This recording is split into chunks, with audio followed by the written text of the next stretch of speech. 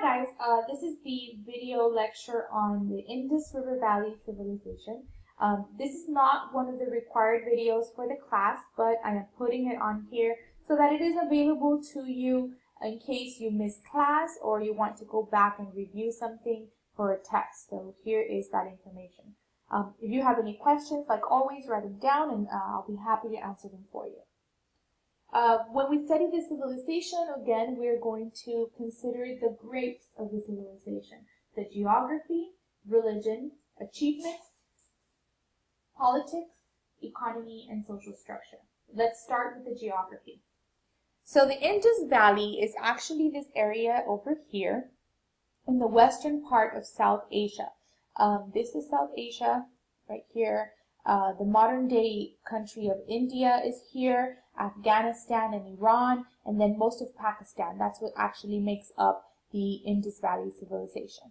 And this civilization flourished around 2500 BCE. This civilization is often referred to as the Harappan civilization. It's named after one of the cities that was discovered in the area.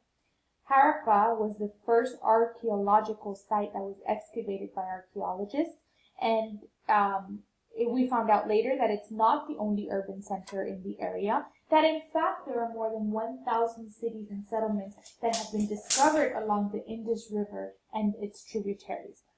The cities that were uncovered showed signs of very sophisticated planning and even a sewage system, which was not common at the time. They were laid out carefully. They had wide roads. Everything was very connected, so very sophisticated for the time. Mohenjo-Daro was actually the largest city of ancient Indus, and the name translates to Mound of the Dead. Now, archaeologists have not found a huge cemetery or a major pile of bones anywhere. They don't know why it's called the Mound of the Dead, but we do know that it does translate to that, right? Mohenjo-Daro means Mound of the Dead.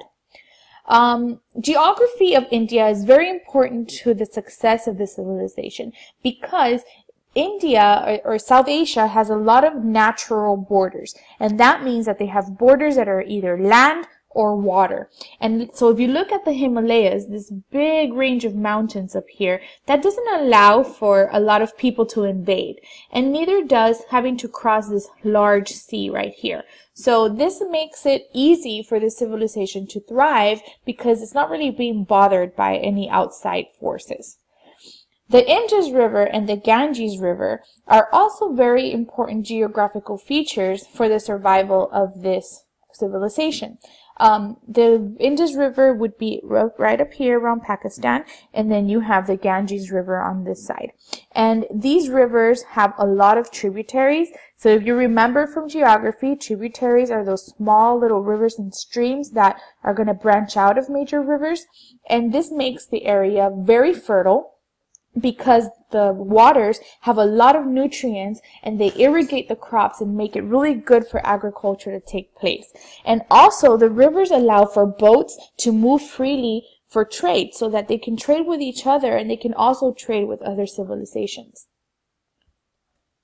So now let's talk about religion. Hinduism is the first religion in India, and it is going to come around 1700 to 1100 BCE. It is a polytheistic religion. That means that they believe in many gods. They focus on the Four Noble Truths, also the idea of karma and reincarnation.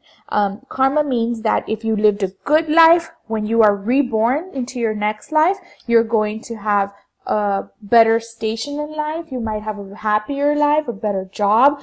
But if you were a bad person, then karma might have you born into a less comfortable lifestyle than you had in your previous life.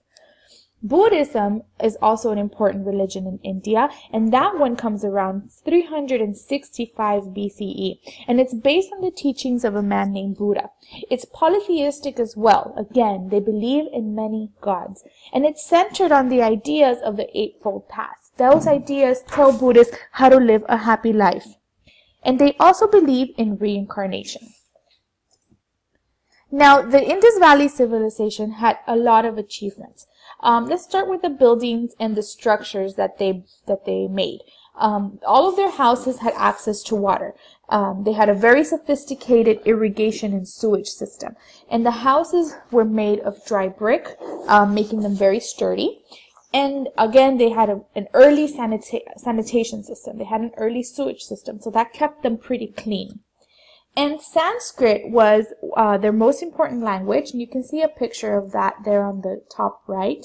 And they also developed carts and boats to help them with trade and also transportation. Here's a chart of the tools, weapons, and technology that the Indus Valley Civilization came up with.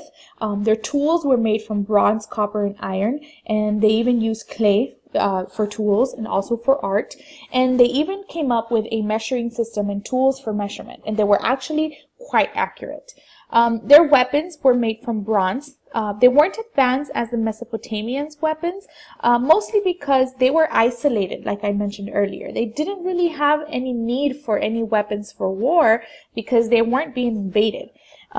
Although they did have arrows that they were handcrafted, and they also made a few swords. Again, they didn't really need weapons for war. Technology-wise, they did have a very large irrigation system, which was quite sophisticated for the time. They were the very first to create a system of measurement that was very accurate, and they had equipment to weigh and measure a lot of the things that they traded. And most of the technology was used in agriculture. That was very important to their lifestyle. And boats and carts, of course, were developed to help with trade. So let's talk about politics. A series of empires ruled in these areas, and one of the very first empires to emerge was the Gupta Empire. Now make sure you know this definition. An empire is a group of countries or regions that is controlled by one single ruler. Gupta's empire experienced a golden age, and that is a time period where you're going to see a lot of advances in science, literature, and the arts. And people during the Gupta Empire's golden age became more enthusiastic about religion and began to practice Hinduism and Buddhism more. Their economy is largely based on agriculture. And the irrigation systems that they put in place provided a lot of the food that the civilization needed to survive.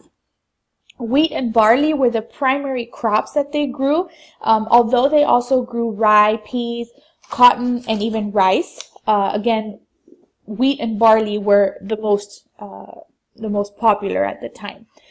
They did domesticate animals for the meat and for the labor that they helped with the farming, and also for some of their clothing. And their economy was also heavily dependent on trade.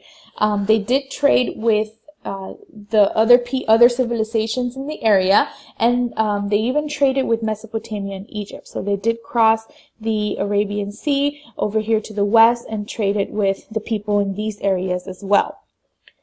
Their social structure is based on the caste system, and the caste system is based on Hinduism. There are four main classes in this caste system. You have the Brahmins. Those are the priests and the kings. They are at the very top of the pyramid. There are very few of them. Then you have the Kshatriyas. They are the warriors, the aristocrats, and the rulers. And then you have the Vaisyas. Those are the farmers, the artisans, and the merchants. And they're very important to the economy. And beneath them, you have the Sudras. Those are the peasants and the serfs. They have the least desirable jobs, and they don't live very comfortable lives. One thing that is very important to know about the caste system is that your caste in the Hindu caste system is determined at birth, and that is determined by karma.